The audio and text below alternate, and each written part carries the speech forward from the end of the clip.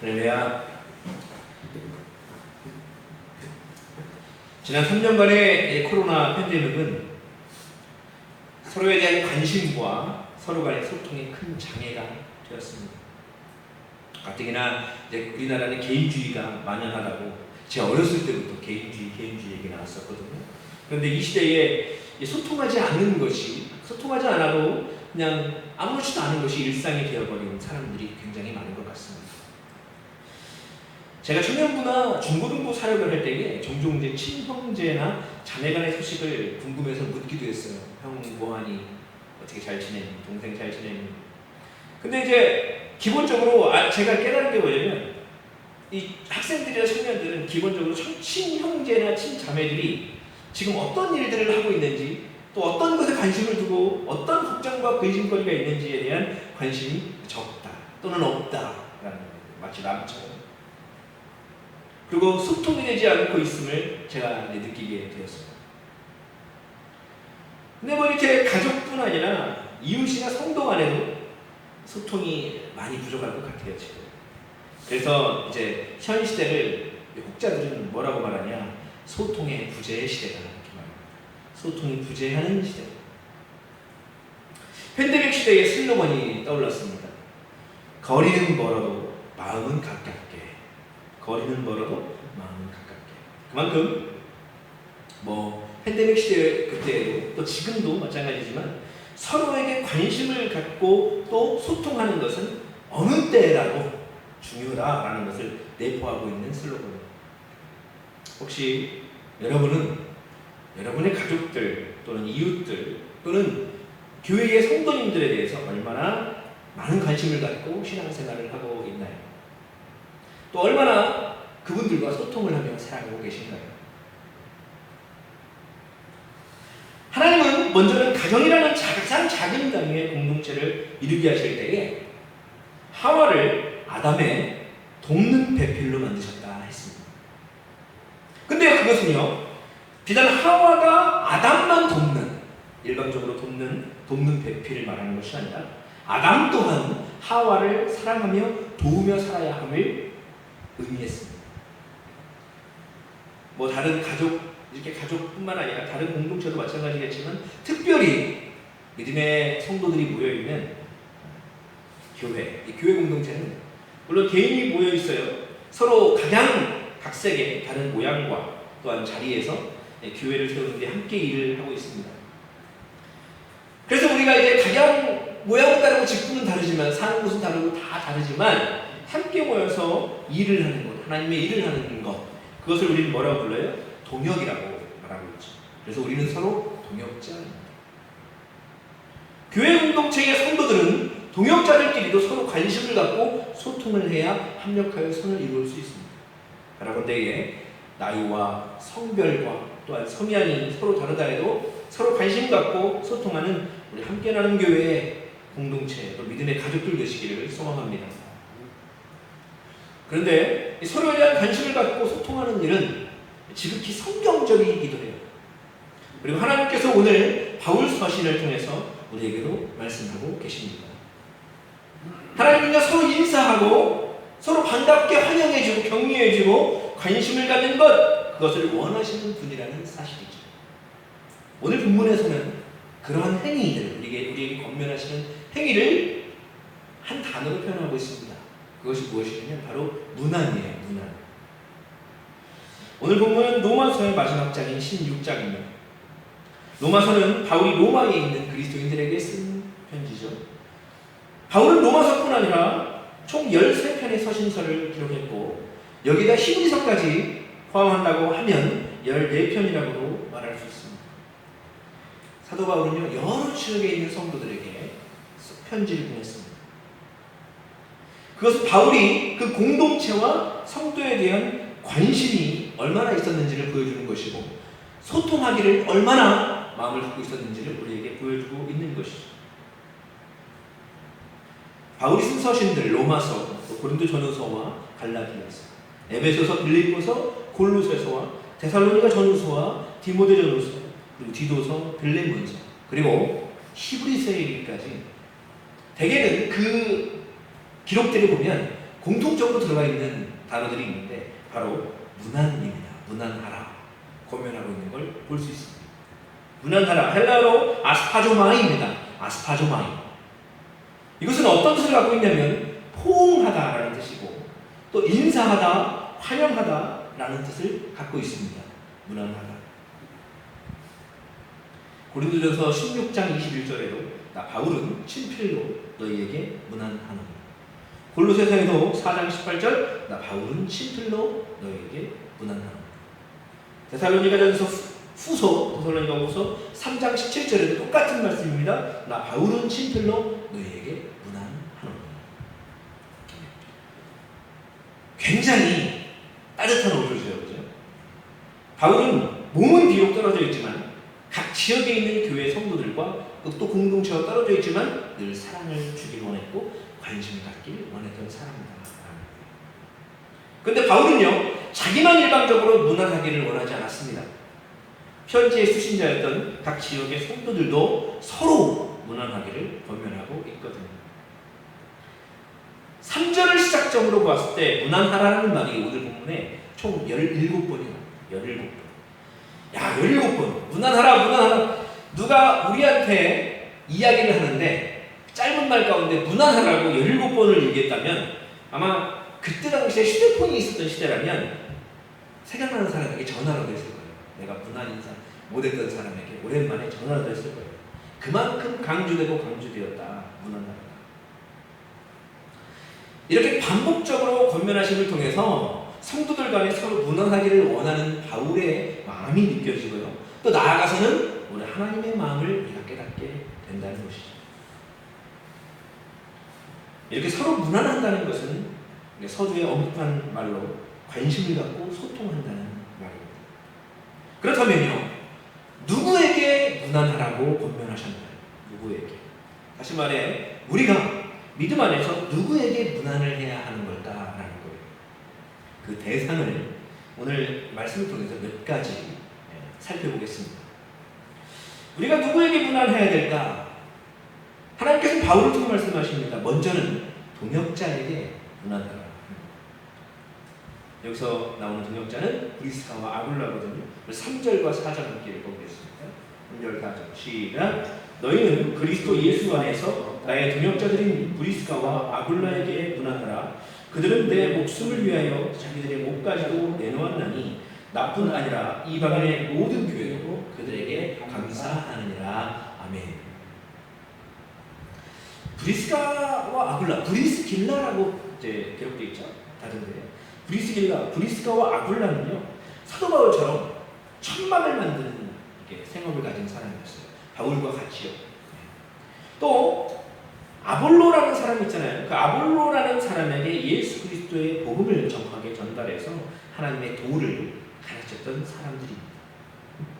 사도행전 18장의 24절에서 26절까지 보면 알렉산드리아에 난 아볼로라는 유대인이 에베소에 이르니 이 사람은 언변이 좋고 성경에 능통한 자라. 그가 일찍이 주의 도를 배워 열심으로 예수에 가는 것을 자세히 말하며 가르치나 요한의 세례만 알 따름이더라. 그래서 이게 정확하게 그 복음에 대해서 모르는 거예요. 그러다 보니까 26절에 그가 회당에서 담대히 말하기 시작하거늘 브리스길라와 아굴라가 듣고 들여다가 하나님의 도를 더 정확히 풀어 이르더라. 이렇게 브리스가와 아굴라는요, 바울에게 큰 힘이 되었던 그의 동역자였어요. 성경은 이렇게 함께 일하고 사역하는 동역자들에게 문안하라 라고 권면하고 계십니다.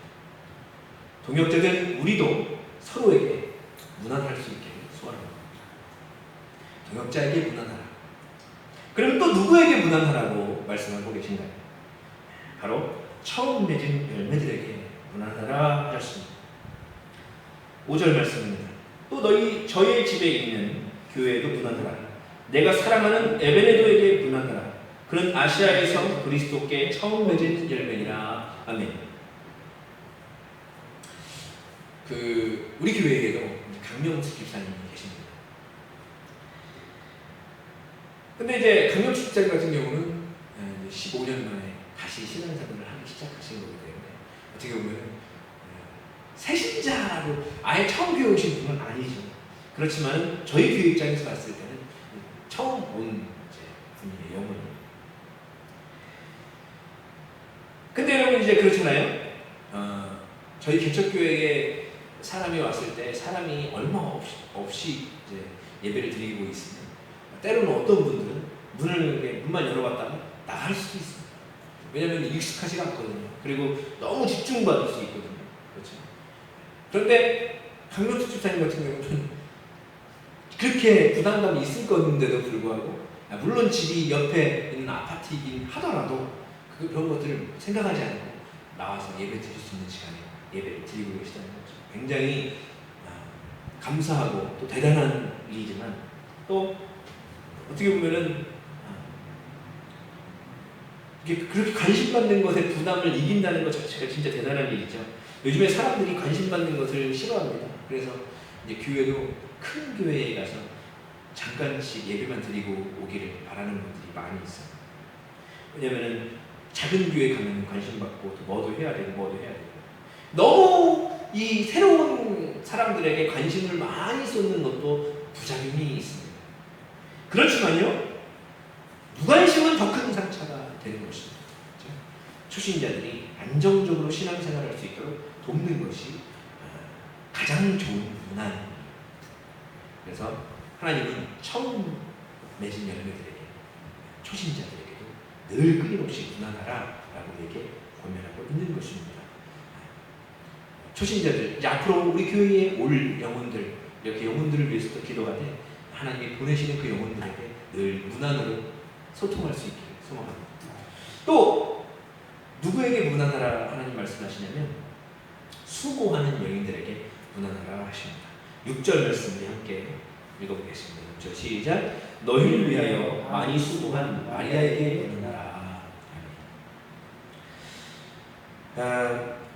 또 한 명의 자매가 나옵니다. 이름이 나옵니다. 그러면은 1절과 2절에 내가 겐그레아 교회의 일꾼으로 있는 우리 자매 베베를 너희에게 추천하노니 너희는 주 안에서 성도들이 합당한 예절로 그를 영접하고 무엇이든지 그에게 소용되는 바를 도와줄지니 이는 그가 여러 사람과 나의 보호자가 되었습니다. 아멘. 어떤 역할을 감당했느냐, 어떤 일을 구체적으로 바울에게 했고 여러 사람들에게 했느냐는 기록되어 있지 않지만 나의 보호자, 바울이 나의 보호자라고까지 얘기할 정도면 바울이 보호받았다는 얘기잖아요. 무언가로 바울을 도왔다는 얘기입니다. 그래서 보호자 역할을 감당했다는 거예요. 대단한 역할을 감당한 것이죠. 그렇죠? 그 자매 베베. 또 6절 말씀에 수고한 마리아. 이들에게도 무난하라 하는 거예요. 성경에는 비교적 남자들이 많이 등장합니다. 예수님의 족보에도 마리아까지 포함한 5명의 여자의 이름 외에는 다 남자죠. 그렇죠? 당시 이스라엘에서는 여자와 어린이는 어떤 조직체에 인원수를 셀 때 제외하는 것이 일반적이었습니다. 예수님께서 일으키셨던 이적인 오병이어의 이적에서 그 오병이어의 수혜를 입었던 사람들의 수혜에 대해서 언급할 때에 이렇게 말합니다. 여자와 어린이 외에 5,000명이나 되었다. 이렇게 얘기합니다. 그래서 사람들이 얘기할 때 어린이와 여자들이 제외됐기 때문에 그들까지 포함하면 15,000이다, 20,000이다 이렇게 얘기를 하죠. 그런 배경적 의미를 볼 때에 수고하는 여인들을 그들은 어떤 사람들을 의미할까 하면요, 바로 소외될 수도 있는 사람들을 의미한다고 우리가 생각해 볼 수 있습니다. 소외될 수도 있는 사람들. 누가 있습니까? 우리 교회 공동체에 드러나지 않는 곳. 우리가 항상 그런 얘기 하잖아요. 드러나지 않는 곳에서 사명 감당하는 분들 대단하다. 그렇죠? 물론 드러나는가 드러나지 않는가를 구분하는 척도를 딱 이렇게 정할 수는 없습니다. 근데 일반적으로 성도들이 많은 곳에서 이제 봉사를 하시는 분들, 헌신하는 분들, 그런 분들이 드러나는 곳에서 헌신한다라고 우리는 말할 수 있을 거예요. 누가 있을까요? 예배 인도하시는 목사님부터 시작한 리더들, 또 찬양 인도하는 전도사님 또는 리더자, 또 성가대원 이런 분들, 성가대원들 눈에 다 보이잖아요. 예배 때, 그죠? 또 헌금위원 하시는 분들 눈에 보이죠? 그래서 누가 예배위원을 지금 하고 있구나라고 그 얼굴 또는 이름까지도 익힐 수 있는 것이 바로 이런 분들이에요. 근데 반면 그럼 드러나지 않는 곳에서 일하시는 분들은 누가 있을까요? 식당 봉사하시는 분들, 식당에 가는 사람만 볼 거 아닙니까? 또 순번도 돌아가니까 잘 모를 수 있습니다, 사람들이. 또 청소 봉사하는 것, 주로 예배 때 아닌 날 가서 청소 봉사를 하기 때문에 잘 몰라요. 누가 화장실 청소하는지 잘 몰라요. 방송실 운영하는 분들도 누군지 모릅니다. 성도님들 잡아놓고 방송실 누가 일하는지 아십니까? 물어보면 모르는 분들이 대다수일 거예요. 드러나지 않는 곳입니다. 또 찬양원에 가시는 분들 있잖아요. 굉장히 또 어려운 일인데 또 새벽 찬양원에 가시는 성도님들이 있었고 눈에 띄는 경우가 적습니다. 물론 사명이라는 것이요, 눈에 띄는 일이든 아니든 하나님 앞에서만 온전히 감당하면 그만이에요. 그죠? 하나님께만 칭찬받고 상급 쌓으면 그만인데, 그렇더라도 사람에게 인정받고 칭찬받는 것도요, 개인의 성향에 따라서는 사명 감당하는데 큰 동기가 되는 분들도 분명히 많거든요. 그렇죠?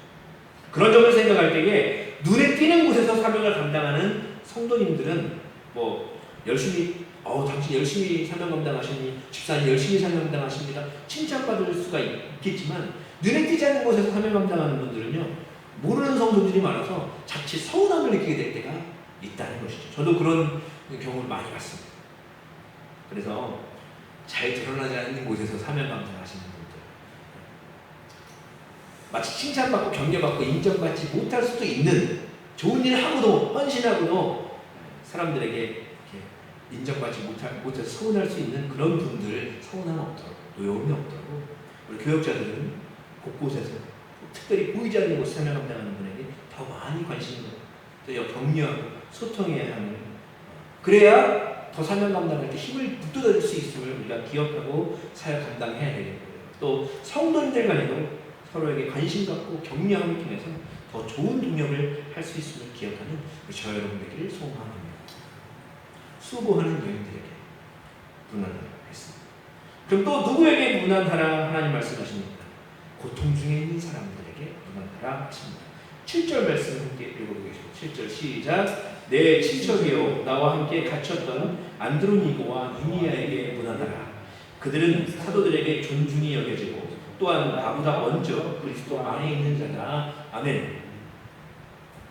7절에서 등장하는 안드로니고와 유니아라는 두 사람은요, 바울과 함께 예수님을 위한 사명을 감당하다가 아마도 함께 옥에 갇힌 것으로 보입니다. 여러분 근데 보십시오.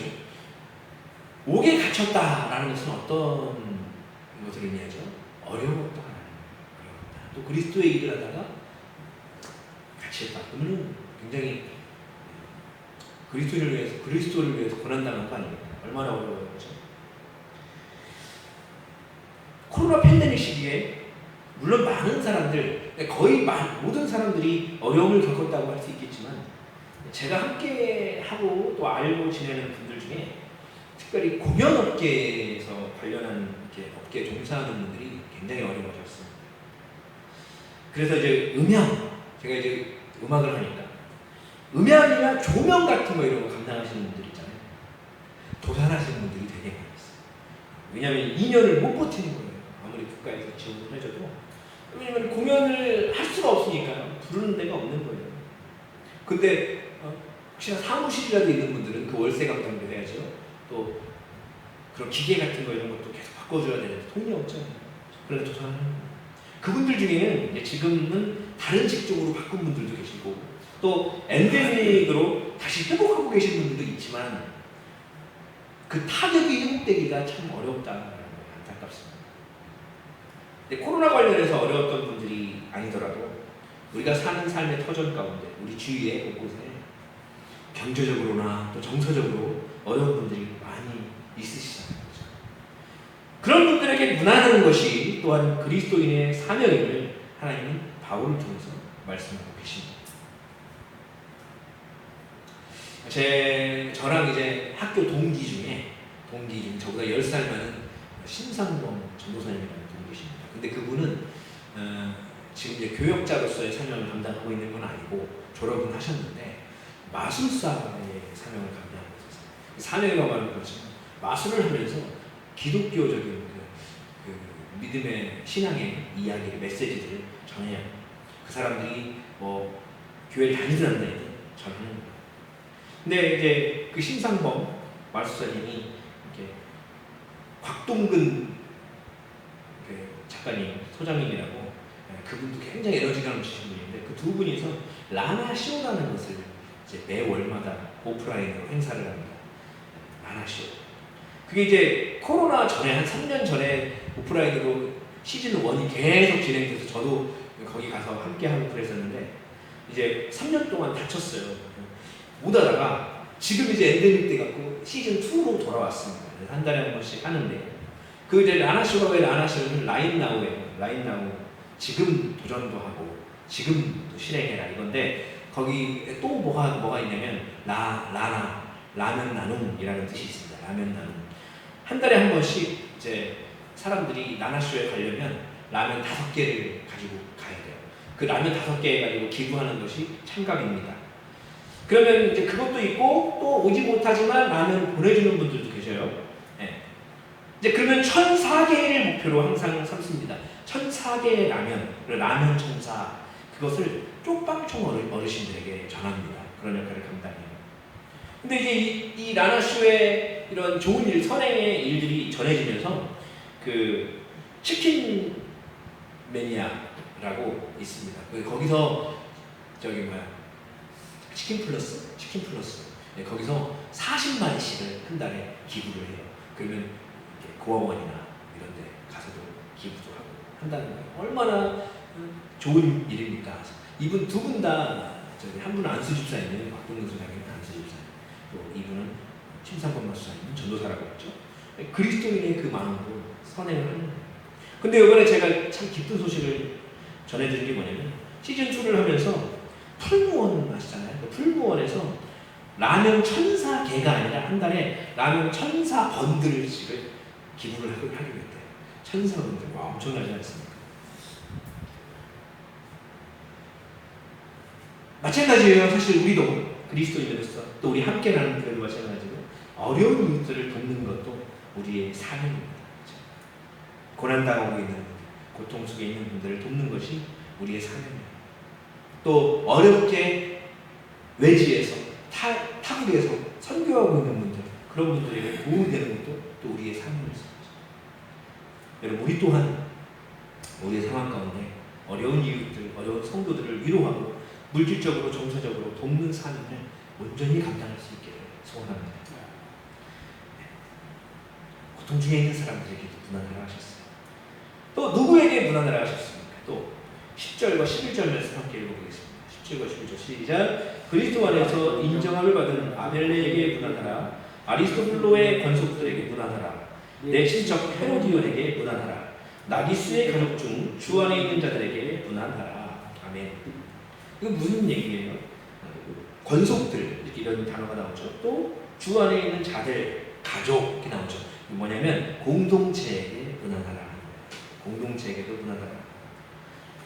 코로나의 이제 어려운 공동체에 대해서 총회 차원에서도 이제 또 큰 교회들도 작은 교회들에 대해서 섬기는 일들을 많이 이제 감당했습니다. 우리 교회도 이제 그런 또 수혜를 받게 됐고요.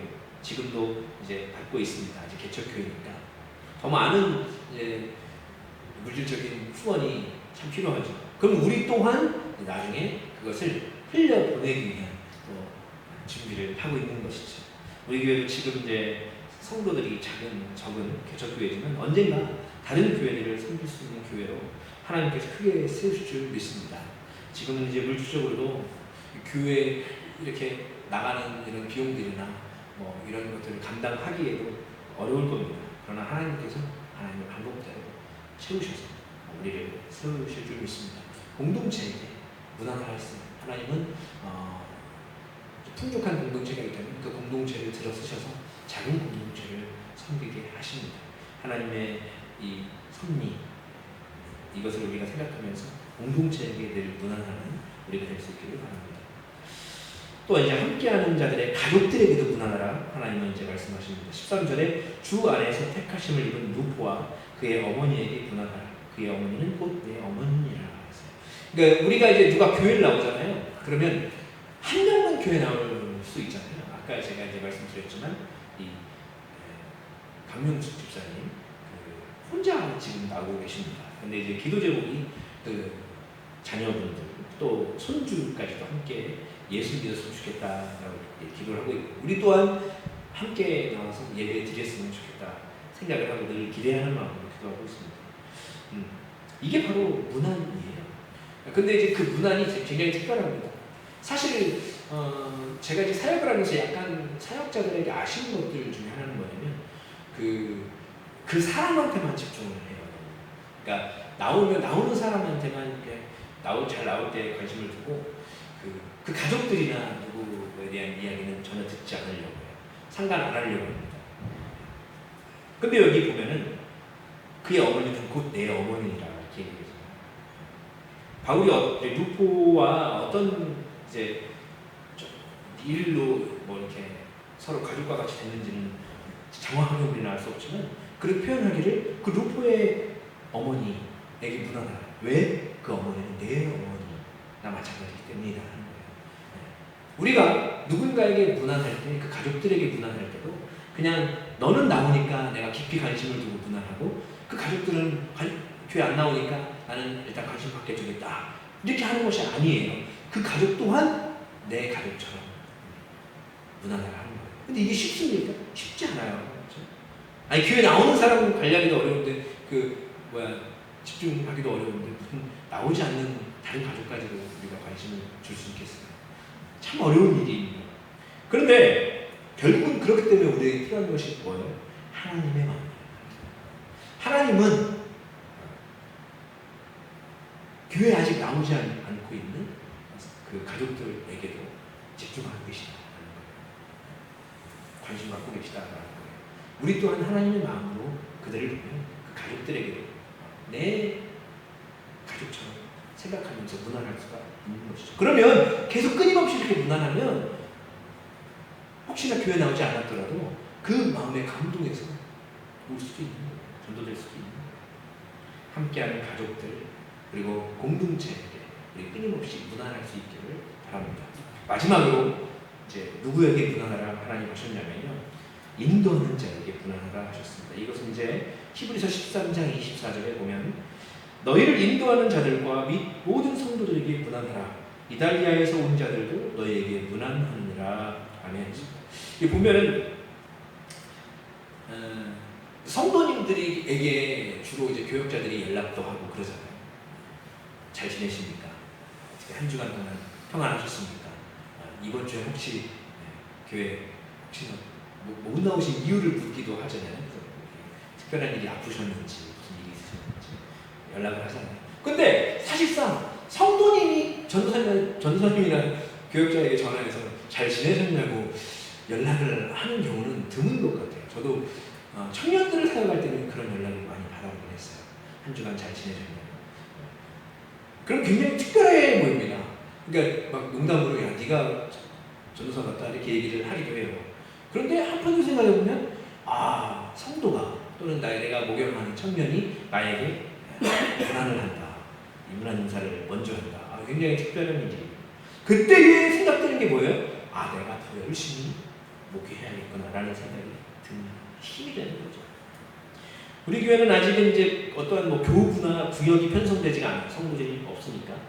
그래서 인도하는 자라고 할 수 있는 평신도 리더는 없지만 차후에 혹시나 이제 그런 구역이나 이런 게 생겨서 평신도 사역자가 있다 하면 공동체원들도 그 공동체 리더에게 문안을 해야 된다. 끊임없이 해야 된다. 왜냐면은 이게 성도와 그 일반 공동체원과 리더 사이에도 쌍방간에 서로 소통을 하는 것이 문안하는 것이 하나님의 뜻이다라는 것이죠.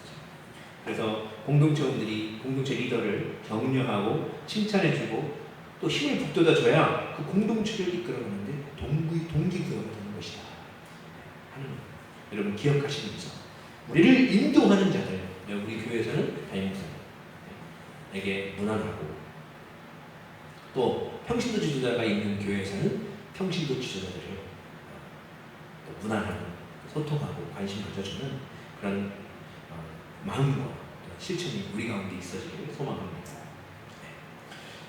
더욱이 중요한 것이 있습니다. 마지막으로 더욱이 중요한 것은 결론적으로 서로 무난하는 것입니다. 16절 말씀 읽어보겠습니다. 16절 시작. 너희가 거룩하게 입맞춤으로 서로 무난하라. 그리스도의 모든 교회가 다 너희에게 무난하느니라. 아멘. 여러분, 지금까지 우리가 어떤 사람들에게 무난해야 되냐, 다른 말로 이제 관심을 갖고 소통해야 되느냐, 그래서 우리가 나열했죠. 동역자, 초신자, 수고하는 사람들, 또 고통 중에 있는 분들, 또 공동체, 또 성도의 가족들, 또는 우리를 인도하는 사람들에게까지 무난해야 된다라고 했는데, 장황하게 이렇게 나열했지만 중요한 것은 뭐예요? 서로 관심을 갖고 소통을 해야 된다라는 것입니다. 서로 무난하라고 되어 있습니다. 서로 무난하라. 너희가 거룩하게 입맞춤으로 서로 무난하라.